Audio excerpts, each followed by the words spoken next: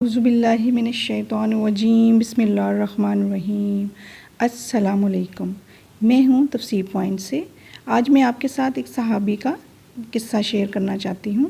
ہماری تاریخ میں بہت بڑا خوبصورت نام عبداللہ بن زید رحمۃ اللہ علیہ کا ہے۔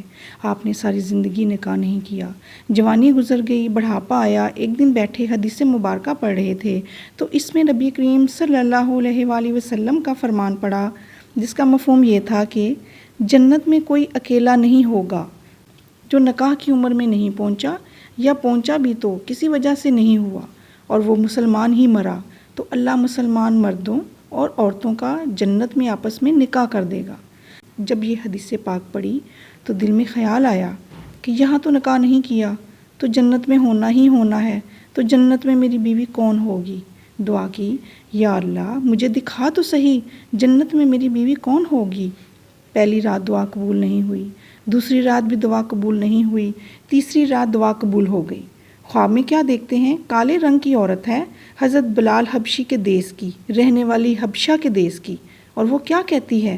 میں میمونہ ولید ہوں، میں بصرہ میں رہتی ہوں۔ پتہ مل گیا۔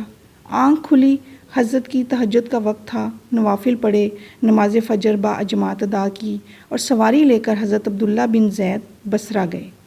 وہاں لوگوں نے بڑا استقبال کیا، حضرت کا نام ہی بہت بڑا تھا۔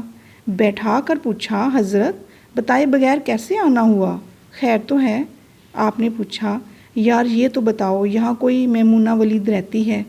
لوگوں نے حیران ہو کر پوچھا، حضرت آپ اتنی دور سے چل کر میمونہ ولید سے ملنے آئے ہیں؟ آپ نے فرمایا، کیوں، اس سے کوئی نہیں مل سکتا؟ نہیں حضور، وہ تو دیوانی ہے، لوگ اسے پتھر مارتے ہیں۔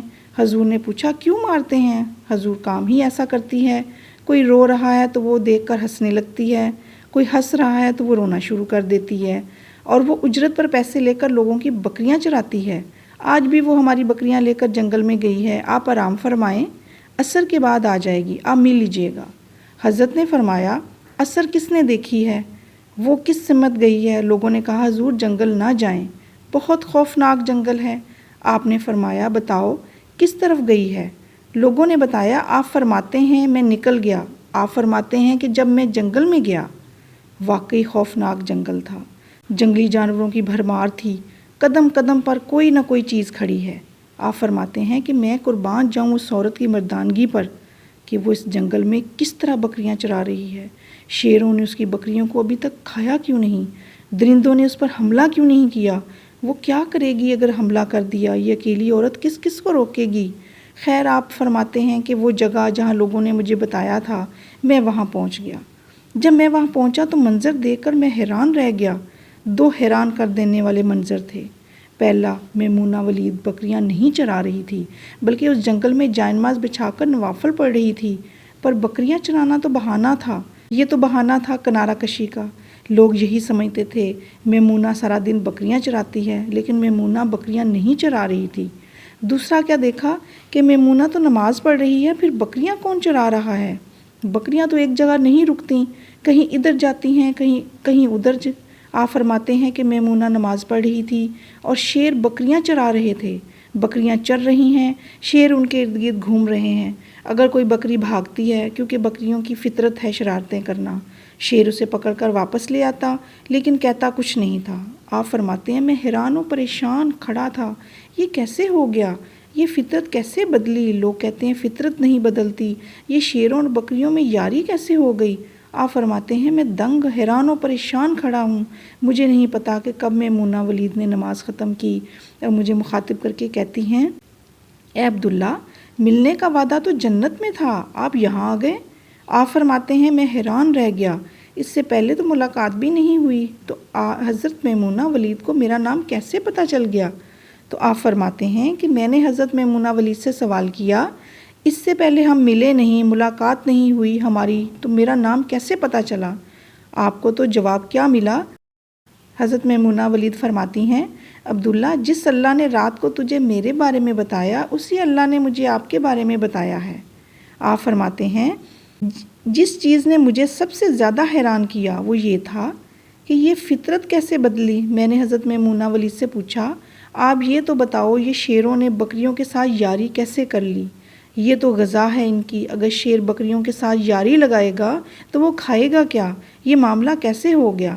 تو حضرت میمونہ ولید فرماتی ہیں، جب میں نے رب سے صلح کر لی اسی دن شیروں نے میری بکریوں کے ساتھ صلح کر لی۔ ہم سب بھی صلح کر لیں، یاری لگا لیں، کہیں دیر نہ ہو جائے، رب کے ساتھ اپنا تعلق مضبوط کر لیں۔ کتنے سال گزر گئے، ہم نے کوئی اللہ کی بات مانی، لیکن وہ کھلا بھی رہا ہے، پلا بھی رہا ہے، دکھا بھی رہا ہے، سنا بھی رہا ہے، سلا بھی رہا ہے۔ نماز پڑھیں، اللہ کی یاد میں زندگی بسر کریں، یہی حقیقی کامیابی ہے۔ اس سے آگے ہم سورۃ بقرہ کا تعارف بیان کرتے ہیں۔ سورہ بقرہ کا شمار ان ابتدائی صورتوں میں ہوتا ہے جس کا نزول ہجرت کے بعد شروع ہوا۔ قرآن مجید کی تمام صورتوں میں یہ سب سے طویل ترین صورت ہے۔ اس کی آیات کا نزول اس طرح تسلسل کے ساتھ نہیں ہوا کہ اس کی تکمیل سے قبل کسی دوسری صورت کی کوئی آیت نازل نہ ہوئی ہو، تو معلوم ہوتا ہے کہ تمام صورتوں کی آیات کا نزول تسلسل سے نہیں ہوا۔ بارہا ایسا ہوا ہے کہ ایک صورت کا نزول شروع ہو جاتا ہے لیکن ابھی اس کی ابتدائی آیات ہی نازل ہوتی ہیں تو دوسری صورت کا نزول شروع ہو جاتا ہے۔ مثلاً جن کہ ایک صورت ابھی نازل ہوئی ہے، سورۃ بقرہ کی کچھ آیات نازل ہوئی ہیں تو اس میں کسی اور دوسری صورت کی بھی آیات نازل ہو گئی۔ چنانچہ صورتوں کے زمانہ نزول کے تعین کا دار و مدار ان کی ابتدائی آیات پر ہوتا ہے، نہ کہ پوری صورت پر۔ مثلاً سورہ بقرہ کی آیت ربا کا شمار ان آیات میں ہوتا ہے جو نزول قرآن کی آخری دور سے تعلق رکھتی ہیں۔ سورہ بقرہ کا ابتدائی حصہ مدنی دور میں سب سے پہلے نازل ہوا۔ آیات قرآن کی ترتیب اور انہیں ایک صورت کی شکل میں جمع کرنے کا کام براہ راست اللہ تعالیٰ کی ہدایت کی روشنی میں ہوا۔ حضرت ابن عباس رضی اللہ تعالیٰ کی روایت نقل کی ہے، وہ کہتے ہیں کہ میں نے حضرت عثمان غنی رضی اللہ تعالیٰ سے سوال کیا، آپ لوگوں نے سورہ انفال اور سورہ توبہ کو باہم ملا دیا، حالانکہ انفال مثانی میں سے ہے اور توبہ معین میں سے ہے۔ نیز آپ حضرات نے دونوں کے درمیان بسم اللہ الرحمن الرحیم کی سطر بھی نہیں لکھی اور ان کو سبع طوال میں رکھ دیا ہے۔ آگے جا کے ناظرین میں سبع طوال کی وضاحت پیش کروں گی۔ معلوم نہیں کہ اس کی کیا وجہ ہے۔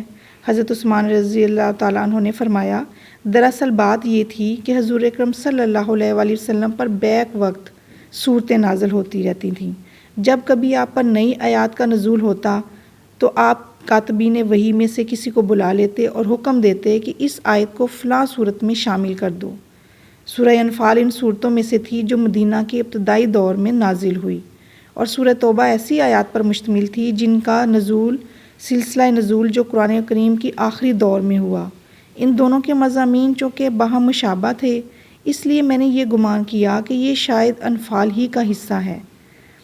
اسی اثناء میں نبی کریم صلی اللہ علیہ وآلہ وسلم کا انتقال ہو گیا اور آپ کو اس بات کی وضاحت کرنے کا موقع نہ ملا کہ وہ انفال کا حصہ ہیں یا نہیں۔ ان وجوہات کی بنا پر میں نے ان دونوں صورتوں کو باہم ملا دیا اور اسی لیے دونوں کے درمیان بسم اللہ الرحمن الرحیم نہ لکھا اور ان کو سبع طوال میں رکھ دیا۔ آگے ناظرین اگلی انشاءاللہ تعالی ویڈیو میں سبع طوال کی وضاحت پیش کروں گی اور سورۃ بقرہ کا باقی تعارف۔ اس کے ساتھ اللہ تعالیٰ سے دعا ہے کہ اللہ تعالیٰ ہمیں قرآن پاک پڑھنے اور اس پر عمل کرنے کی توفیق عطا فرمائے۔ اللہ حافظ۔